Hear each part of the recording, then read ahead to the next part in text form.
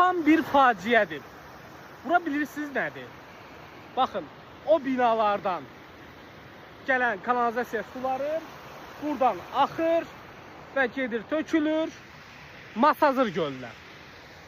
Və iddia olunur ki, daha sonra həmin göldən duz emal olunur. Və həmin emal olunan duz isə bizim süfrələrimizə qədər gəlib çıxır. Bax, belə bir qorxunc iddia var.